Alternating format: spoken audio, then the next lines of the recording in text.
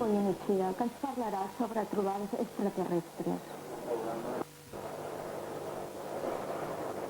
Aproximadament farà un any que va succeir un tema, un fet molt curiós, molt important, dintre del món de l'ufologia i de la temàtica extraterrestre. Aquest fet va succeir a Lima, a Perú, concretament en el desert de Chilca, i va ser a la Setmana Santa de l'any 89, de l'any passat. Jo tinc aquí unes fotocòpies d'uns diaris de Lima que diuen lo següent: nave extraterrestre apareció en Chilca. Un altre titular diu: periodistas de Estados Unidos también vieron la nave. Son del canal 51 de Miami, lo siguió hasta Pachacamac. Bueno, això de lo siguió hasta Pachacamac suposo que es refereix a l'OVNI que va aparèixer. El testimoni que tenim aquesta nit amb nosaltres és un testimoni d'excepció perquè la persona que està aquí va viure aquests fets. Va ser l'únic espanyol que va ser testimoni presencial i directe de lo que va succeir en el desert de Chilca. A més, ell és investigador del tema OVNI. Buenas noches, Joaquín Goyenechea. Hola, buenas noches. ¿Qué pasó en Chilca hace aproximadamente un año? Pues sencillamente que los extraterrestres dieron una cita con 33 días de antelación, convocando a los periodistas a un encuentro en el desierto, y llegado el día, la cita se cumplió. La cita se cumplió. La cita se cumplió. Esto es muy, diríamos, si me permites decirlo, muy de película de ciencia ficción. Que se reúnan a unos periodistas, que se diga, bueno, tal día, tal hora, va a aparecer una nave extraterrestre. Esto hace cosa de 10 años atrás, bueno, por decir una cifra, pero bueno, hace unos cuantos años atrás era impensable. Hoy, bueno, esto ha sucedido, lo que pasa es que ha quedado como velado, ha quedado como tapado. ¿Qué está sucediendo en la temática extraterrestre? En la temática extraterrestre está sucediendo demasiadas cosas al mismo tiempo. Entonces, no sé, a mí me gustaría primero tocar el tema con respecto a la experiencia, a lo que haya ocurrido para informar a nuestros oyentes.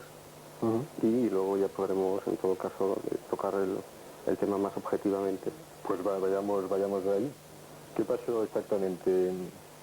Mira, Sixto Paz, que es un contactado célebre e internacionalmente conocido, cuyo testimonio de contacto extraterrestre ya Juan José Benítez, el periodista español, ya lo acreditó hace 15 años, cuando personalmente, por 2 ocasiones, tuvo la oportunidad, personalmente él y un fotógrafo de la agencia S, de vivir 2 experiencias de encuentro previamente citados en el mismo desierto y en el mismo lugar donde se produjo este encuentro ahora en marzo del año pasado.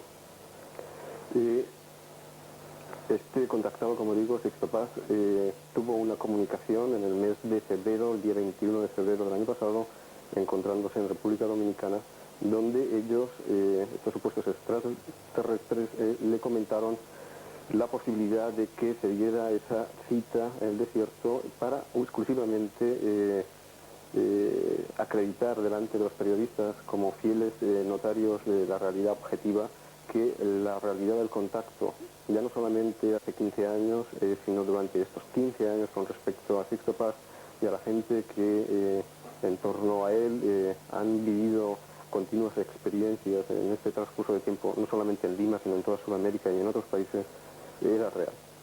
La verdad es que la cita fue con 33 días, digo, de antelación, lo suficientemente contundente, y atrajo el interés y la curiosidad de muchísimos canales y medios de comunicación. En Lima se congregaron unas 120 personas de prácticamente todo el mundo, incluyendo una radio española, Radio Vendrell, que la vamos a pronunciar en su director, la persona de su director, Juan Pereda, que también estuvo presente. Y bueno, pudimos compartir primero pues, un encuentro en la ciudad, donde se explicó el contenido de ese contacto continuado durante esos 15 años, y después en la salida al campo en el desierto, vivir más de una experiencia. Yo fui testigo presencial, el único español en el momento en que esta presunta nave objeto volante no identificado se presentó a las 9:30 de la noche del día 25 de marzo. Sí, vayamos por partes, Joaquín, porque la historia es compleja, porque creo que la cita era para 2 días, o el contacto de Sixto hablaba para 2 días, creo que eran sábado y domingo, si no me equivoco, ¿no? Mira, Entonces, en la primera noche del sábado creo que pasó algo, pero después, el domingo por la noche, fue cuando apareció la nave, ¿no? sí, en concreto, y tengo aquí la comunicación recibida por él, decía lo siguiente: en marzo asistirán invitados los periodistas para que el día 24 se explique el contenido del mensaje y el 25 por la noche muy tarde, y luego el día siguiente verifiquen nuestro respaldo y presencia. Esto busca alentar en el mundo una voz de verdad y de alerta. La verdad es que el día 25 por la noche, muy tarde, a las 3 de la madrugada, hubo unas experiencias de luz en la oscuridad total del valle donde nos encontrábamos, a ras de suelo, detrás de una colina muy cercana. Se iluminó por completo el valle. Esa colina ocultaba a nuestra vista lo que detrás de ella podía estar ocurriendo. La gente salió disparada corriendo hacia el lugar. Yo tuve la oportunidad o buen hacer de, en vez de correr en esa misma dirección, correr lateralmente para coger perspectiva, y lo que yo tuve ocasión de ver junto con otras personas fueron 2 bolas bastante grandes de luz muy intensas que inicialmente estaban flotando estáticas en el suelo paralelamente como los faros de un coche, y que en un momento determinado una de ellas se puso vertical, osciló, se puso vertical con respecto a la otra, y en unos segundos, en una fracción de segundos, se fusionaron, creando un arco voltaico de luz increíble, iluminando prácticamente la totalidad del valle. ¿Esto lo viste solamente tú? Esto los focos de luz? lo presenció la totalidad de la gente que estábamos allá. Hay gente que con menos perspectiva no pudo ver realmente el origen, la causa de esa luz, pero sí pudo ver los resplandores, que fueron increíbles.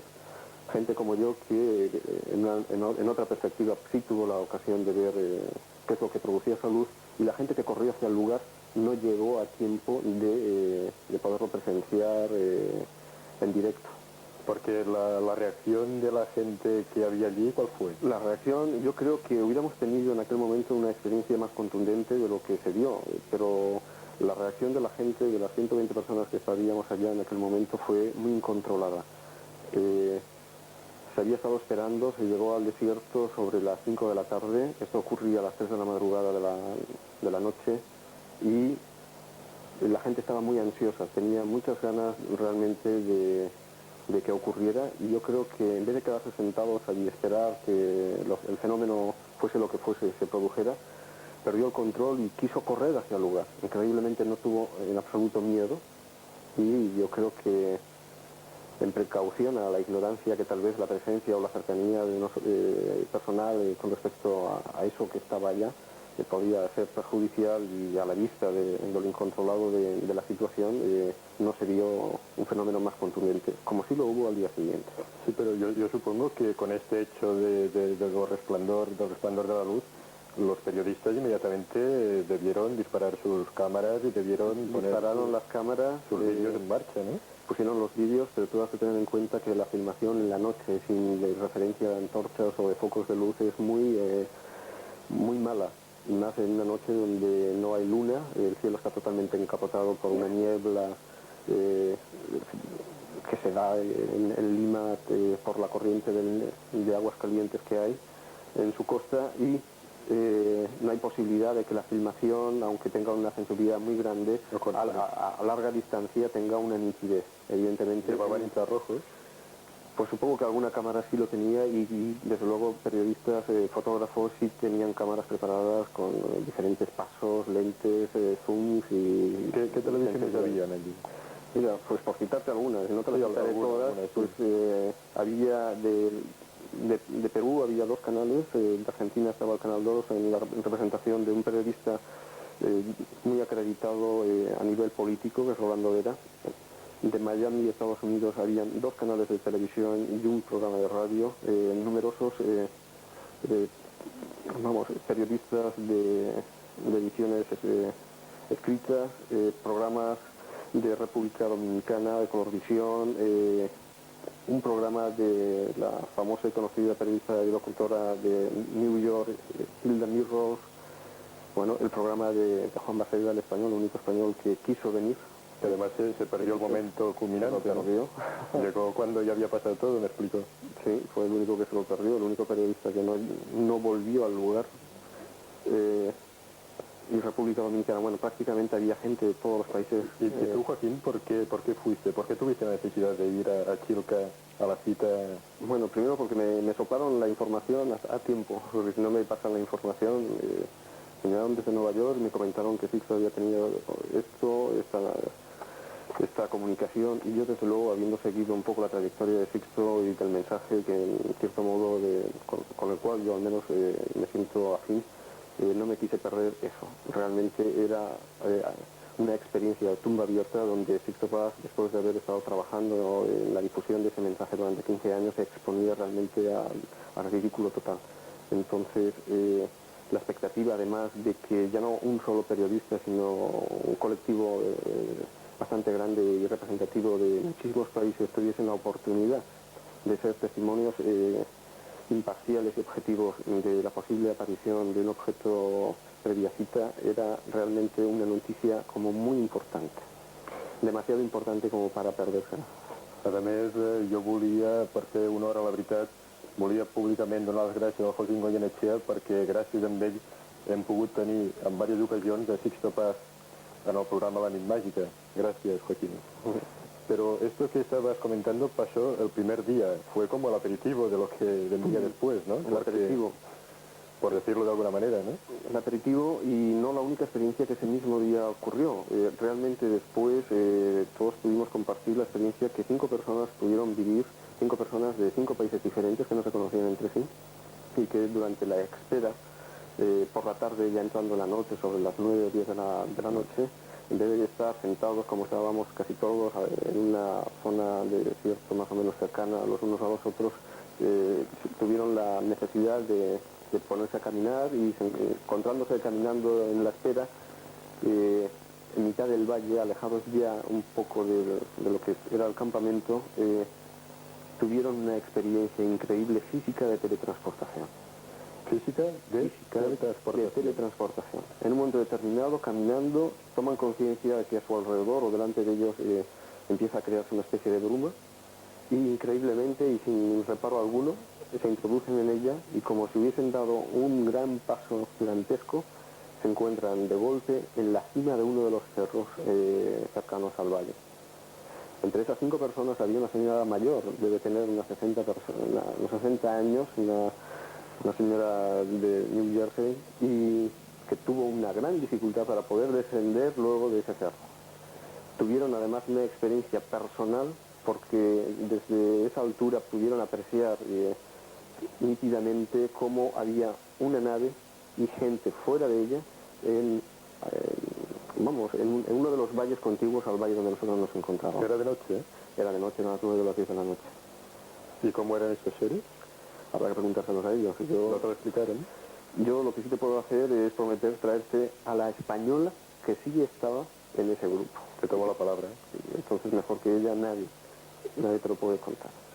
Hubo una española realmente de excepción y que me consta que en estos momentos no tendrá ningún inconveniente de contarlo.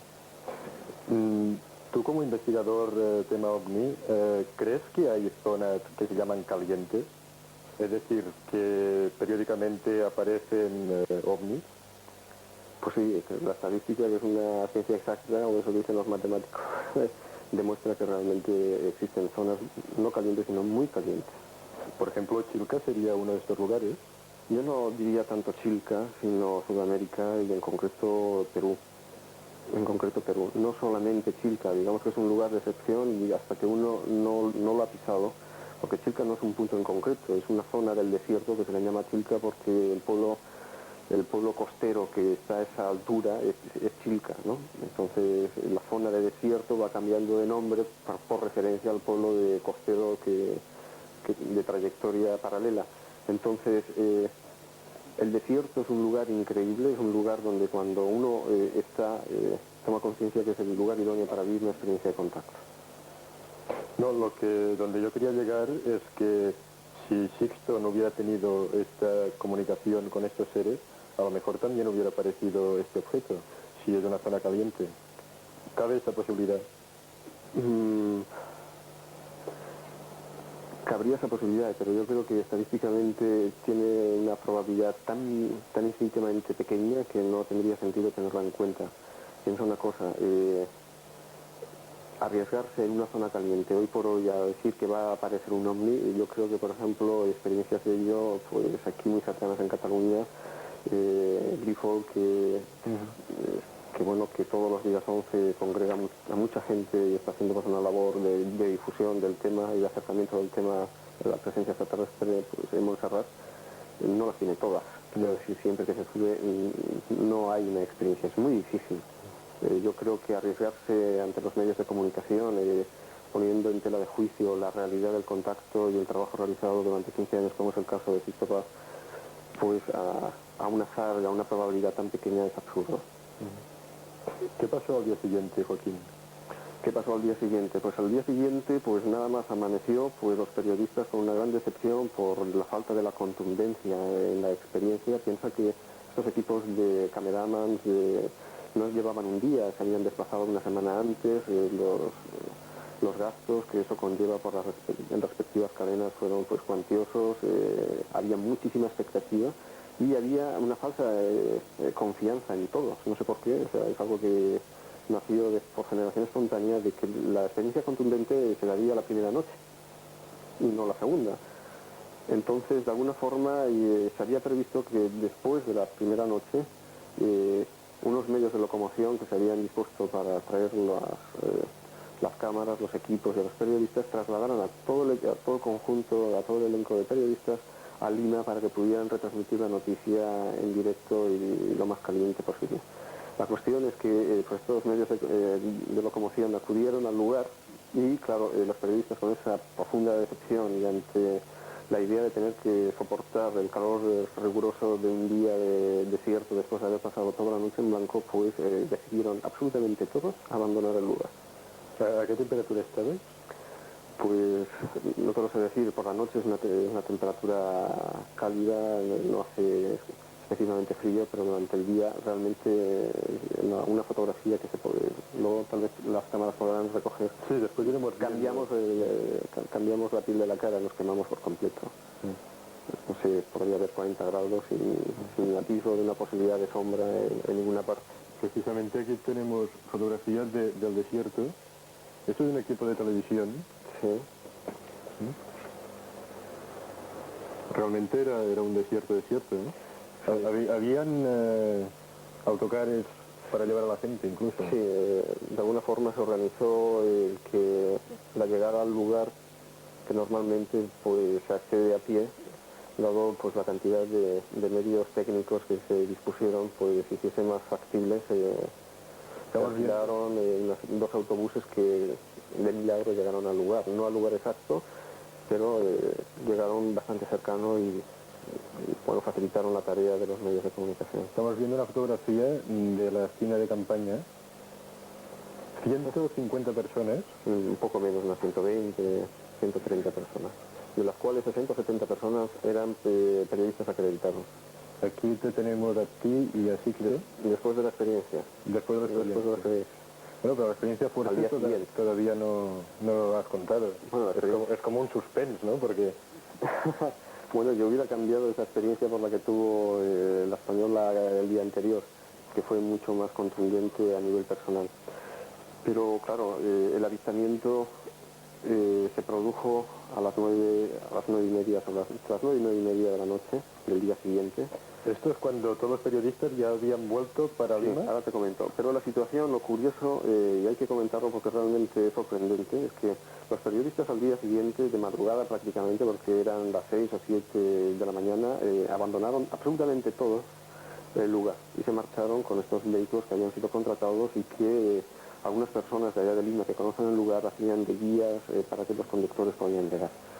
Entonces, alrededor se quedó en el desierto, o nos quedamos, pues las personas que habíamos venido a título personal pues, de otros países y la poca gente, muy poca gente de Lima que acompañó a Sixto en esta ocasión. Estando compartiendo el día, hacia alrededor sobre las 6 de la tarde, empezaron a regresar por sí solos los periodistas. Esto implica el tener que decir lo siguiente, o sea, porque es muy extraño. Al lugar, si no te llevan, es muy difícil de acceder. Y más si no has estado más que una vez y has ido hablando con muchísima gente. El lugar, yo he estado 3 veces y yo solo no sería capaz de llegar. O sea, te han de llevar.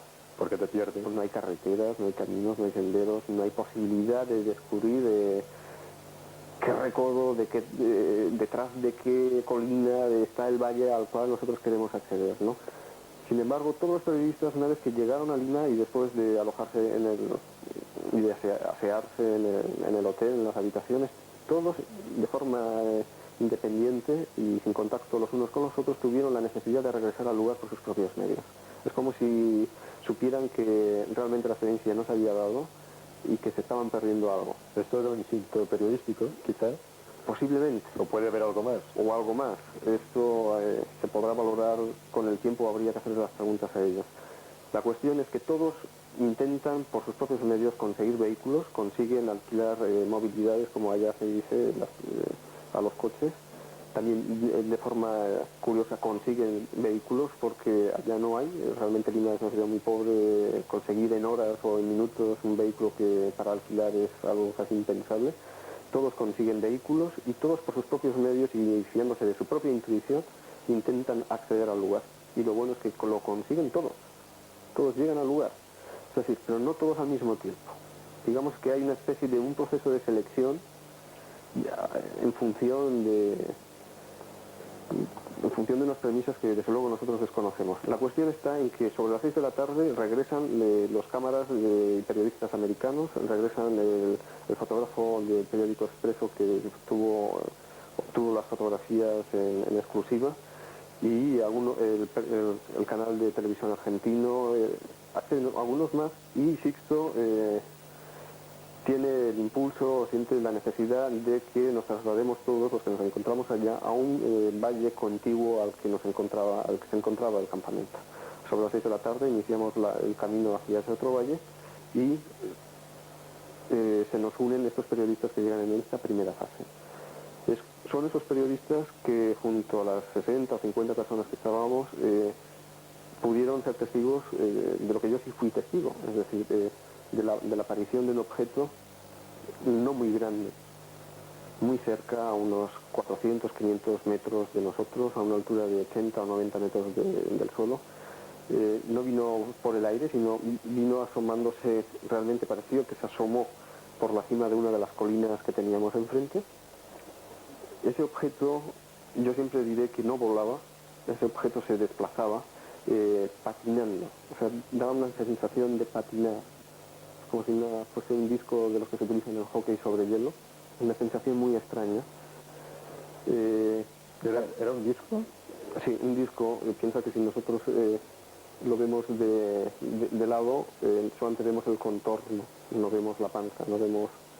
Era un objeto totalmente contundente y que emitía luces. Las luces, había unas luces alrededor, en el borde que las delimitaban, y al mismo tiempo estaba envuelto en una gran luminosidad, absolutamente como si estuviese dentro de una esfera.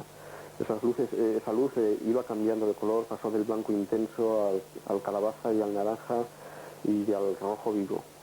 Entonces, la visión la tuvimos durante 3 minutos, entre el ángulo de visión que teníamos entre una colina y la ocultación de otra. Ese objeto, en principio, que tenía una trayectoria de derecha a izquierda en nuestro campo visual, en un momento determinado, sin parar, hizo un ángulo de 90 grados, encaró hacia donde nosotros estábamos y nuevamente volvió a hacer otro ángulo de 90 grados sin modificar velocidad para volver a continuar la trayectoria que tenía inicial. Nos duró 3 minutos. El tiempo, las cámaras que estaban allá, algunas pudieron filmar con retraso porque los periodistas estaban medio dormidos. Edilberto Alvarado, el fotógrafo del Expreso, obtuvo estas fotografías que aquí se pueden, en esta en concreto, que es el momento. ¿Es esta que vemos aquí? Sí, son estas que se ven aquí. Pero aquí se aprecia pues como una mancha, no se ve un tiene objeto. una exposición lenta, entonces es el mismo objeto, sigue en una trayectoria, que supongo recoge el pulso del fotógrafo, porque realmente fue bastante lineal en la trayectoria de este objeto. Pero ¿hay alguna fotografía o alguna filmación que se vea el objeto en sí? Nítido no. Nítido no. No. O sea, se ve un punto cómo evoluciona y que... O sea, la contundencia de una fotografía como o una filmación de un Boeing en un hangar en el aeropuerto, eso no existe, aunque sí existen otros testimonios fílmicos o fotográficos de otras experiencias en otros sitios. Incluso Sixto Paz tiene testimonios fotográficos mucho más contundentes que estos. La cuestión y lo importante es que realmente lo que estuvo allá no era un avión. Antes, al empezar la entrevista, he leído uno de los titulares que decía, no sé qué canal de televisión, creo que de Miami, Sí. ¿fueron perseguidos o persiguieron ellos al ovni o algo así? ¿Qué es esto? A ver. Ese grupo de periodistas, como te digo, vieron que son los que llegaron a primera hora de la tarde, sobre las 6 de la tarde, son los que vivieron la experiencia junto a nosotros y que fotografiaron y filmaron. Luego otros que se encontraban en ese momento accediendo al primer valle donde nosotros teníamos la acampada, tuvieron la oportunidad de ver lo que nosotros no pudimos ver, es decir, la continuación del objeto, discurrir por el valle inicial donde nosotros teníamos el campamento y que es el que la segunda colina nos tapaba. Entonces ellos acudiendo con los vehículos vieron cómo cruzaba. Para ellos la exposición visual del objeto no duró 3 minutos, sino duró bien 20 minutos, porque pudieron ver cómo recorría todo el valle donde habíamos estado acampados, les pasó por encima de la cabeza y se dirigió nuevamente haciendo un ángulo de 90 grados hacia el interior del mar. Entonces, con sus vehículos, en vez de continuar hacia el campamento, se pusieron nuevamente a seguirlo en la trayectoria. Con respecto a Pachacamac, son unas ruinas que están muy cerca del litoral. Supongo que lo filmaron el objeto durante 20 minutos. ¿Y tú has visto la filmación? Yo he visto la filmación, tuvimos ocasión de ver en aquel momento después a nuestro regreso a Lima a través de los monitores que las cámaras tenéis, algo más contundente de lo que después ha aparecido en los medios de comunicación. Sí, porque ese es otro tema, Otro tema, el tema de la manipulación a la que está sometido el tema OVNI en todas partes. Porque las imágenes que se han visto de lo que allí ocurrió, bueno, no son ni mucho menos claras. Exacto.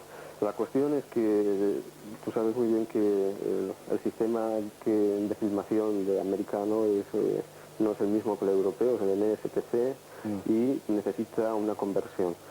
En aquel momento, en Lima, cuando se reunieron los periodistas, llegaron al acuerdo entre sí, cosas raras, a que las imágenes obtenidas por las diferentes cámaras iban a ser compartidas absolutamente por todos los equipos de televisión y periodistas de todo el mundo.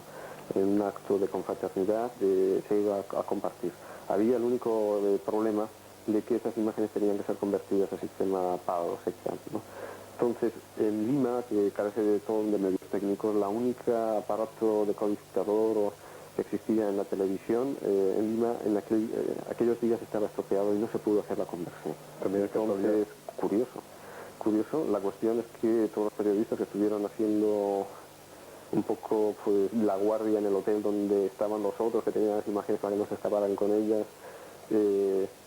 perdieron la oportunidad en aquel momento de obtener una copia original directa de absolutamente de todo el metraje que se había filmado.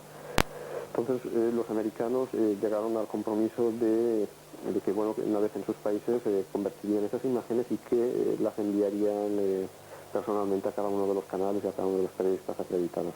Esto fue así, realmente cumplieron con su palabra, pero realmente lo único que mandaron no fue el metraje que ellos realmente obtuvieron, sino lo que ellos emitieron en sus respectivos canales.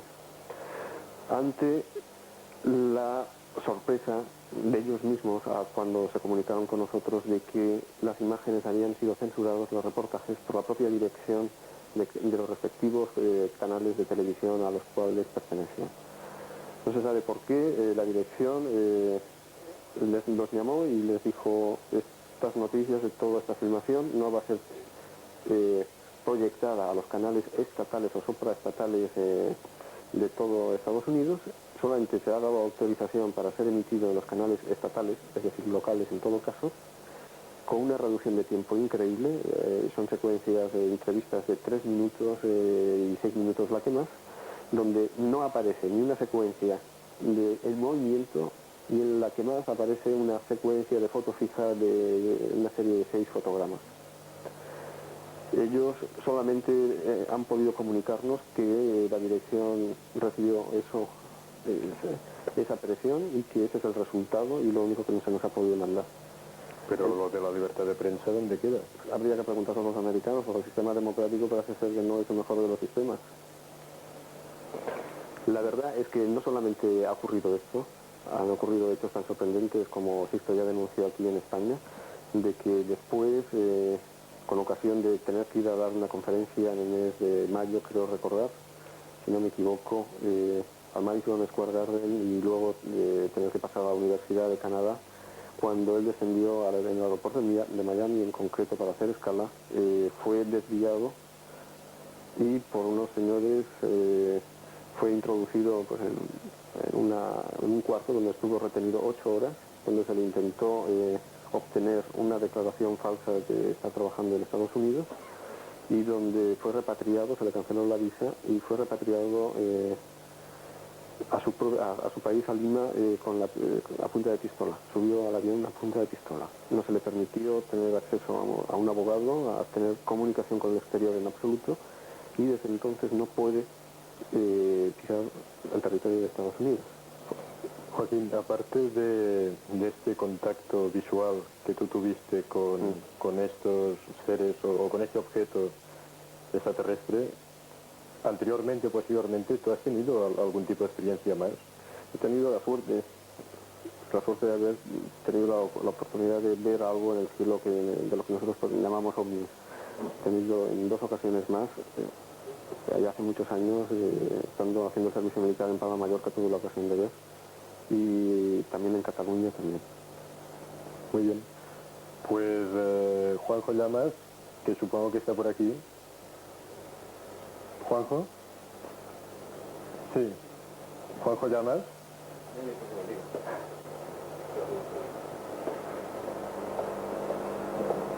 Sí, Juanjo, bueno, tenemos a otro Juanjo. Homònim o por homònim? Juanjo Van. Sí. Suposo que hi ha gent que vol fer alguna pregunta al Joaquín.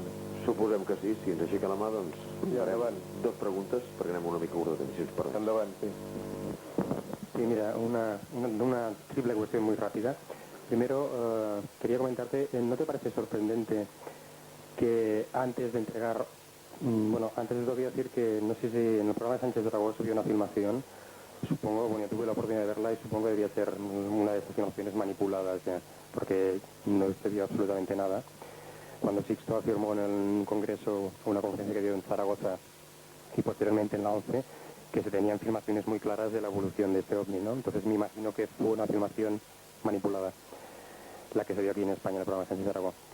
Entonces esto, ¿no te suena un poco quizá esta gente en previsión a la posible manipulación previsible por parte de esos organismos oficiales de las filmaciones o de las cintas, ¿no? ¿No se le ocurrió la precaución de tomar copias? Y aparte también hay un hecho que me parece un poco sorprendente y es que realmente si una filmación, si una noticia tan importante de ese tipo, pues se puede enviar de forma paraoficial a cualquier otro país que esté interesado en el tema, ya sea una emisora local, no oficial, por ejemplo, como podría ser esta aquí en Barcelona, porque bueno, hoy en día la tecnología electrónica, pues hay una serie de medios en los cuales permiten el filtraje perfecto de esas informaciones. Y un caso último muy claro fue el caso de Daniel Ortega, que la televisión de TV3 autonómica hizo un programa bastante interesante, desde mi punto de vista, en que quería hacer un programa, Daniel Ortega, en los Estados Unidos, en los cuales pues la gente de Norteamérica le pudiese hacer preguntas de cualquier tipo respecto a la situación que había en Nicaragua. Los Estados Unidos le dijeron que esto no era posible y entonces ese señor alquiló una antena parabólica, unos equipos de televisión y se hizo la transmisión de un lugar desconocido de su propio país, en Nicaragua, y todos los telespectadores de Estados Unidos pudieron dialogar con él. Entonces, claro, si hoy en día la tecnología nos permite hacer todas estas cosas en contra de la voluntad de los organismos oficiales, me sorprende muchísimo pues que no se haya hecho lo mismo con una noticia de este tipo, ¿no? Es decir, que no se hayan, todo el tema de las copias, que se hayan pasado de forma paraoficial a través de los diferentes países interesados en el tema. ¿Me entiendes? ¿No? Por dónde voy. Entonces, es un tema que no entiendo desde un punto de vista racional. Me sorprende muchísimo, ¿no? Cuando hay la tecnología suficiente para poderlo hacer. Claro, lo que pasa es que hay que tener en cuenta más cosas. Realmente son muchas las cosas que nos sorprenden y lo que nos tiene que sorprender muchísimo es nuestra ignorancia. La situación es así. Yo cuando tuve ocasión de conocer la noticia de esa cita, intenté recabar el interés de radios, de canales aquí, de prestigiosos y conocidos ufólogos, y me las deseé para poder llevar a alguien conmigo a Lima que no fuese simplemente yo, que no me dedico pues a estar delante de una cámara y que para mí, pues bueno, aunque lo sigo de forma muy privada el tema. Entonces, no te lo creerás, pero no hay respuesta. No te lo creerás. Entonces, no es la primera vez que ellos han dado un tipo de cita para que se ocurra algo así. Y la mayoría de las veces los periodistas no acuden, no vienen. Primero prometen de que sí, y después no vienen. Curiosamente, esta vez sí vinieron y te puedo asegurar que hicieron un gran gasto económico a sus respectivos canales y emisoras. Un gasto económico de tener personal, no una sola persona, sino de transportar material técnico para parar un camión, 5 o 6 personas por cada unidad, y la estancia a todo trapo en los mejores hoteles de Lima, maravilloso, para luego, después de darse y confirmarse los hechos, filmarse, obtenerse imágenes, aparecer una noticia en un canal local, aunque es estatal, es local, no supraestatal, de 3 minutos, no tiene sentido. Eso sí que no tiene sentido.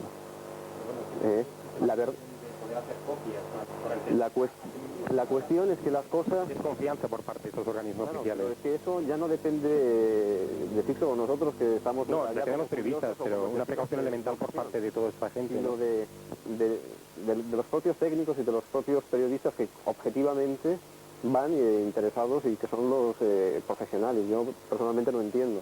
Las imágenes que sí se vieron en el programa de Sánchez Dragó no son manipuladas porque son imágenes filmadas por vídeos caseros nuestros. Joaquín, me están haciendo señas de que no se te oye muy bien. Si puedes levantar un poco la voz. Sí, intentaré.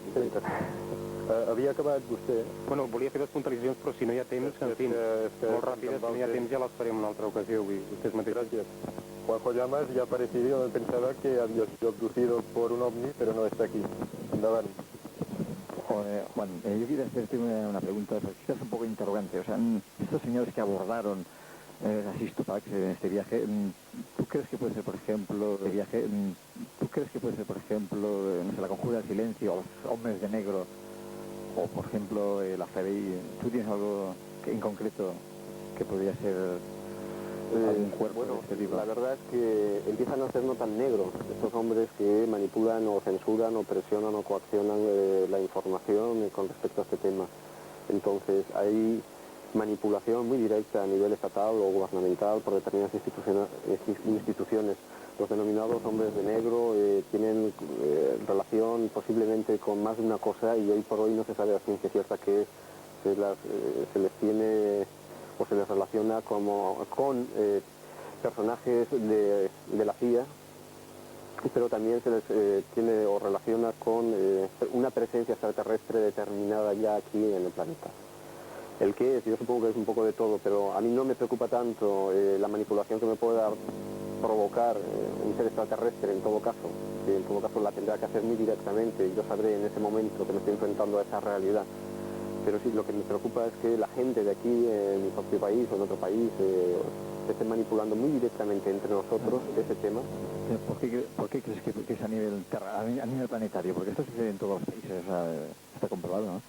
Incluso aquí en Barcelona se han pasado casos insólitos. Claro, o sea, el por qué tiene muchas respuestas. El primero, el ocultar esa información produce una situación de poder en quien sí la tiene y que ese poder entonces puede ser usado en su propio beneficio. Es decir, si yo sé algo que usted no sabe, yo estoy en unas condiciones de poder manipular esa situación. Tengo una extensión sobre ti, ¿no? ¿Se oye? Ahí. Parece que había algún problema con el sonido. Muy bien, pues no nos queda más temps. Gracias, Joaquín, por haber venido. Y a mí se me ha escapado una pregunta que me gustaría que muy brevemente la respondieras. Que era de hecho al principio. ¿Va a pasar algo a nivel extraterrestre, algo importante dentro de poco? ¿Se está cociendo algo? Mira, yo he tenido la ocasión con los viajes de conocer a muchísima gente. Te puedo hablar de cientos de personas que están viviendo experiencias de avistamiento. Ya no digo de contacto directo con ellos, intercambio de un mensaje inteligente, sino de un avistamiento, de tomar conciencia de la realidad de esta existencia, de esta presencia.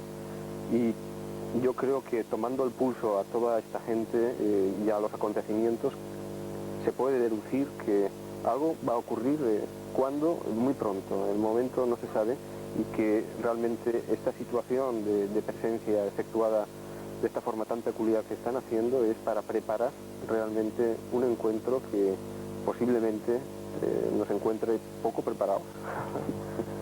Pues muchas gracias, Joaquín, por tu presencia aquí esta noche. I gràcies també a vostès, i la setmana que ve, el dilluns, a les 10 del vespre, saben que té una cita amb nosaltres. Gràcies, bona nit, adeu.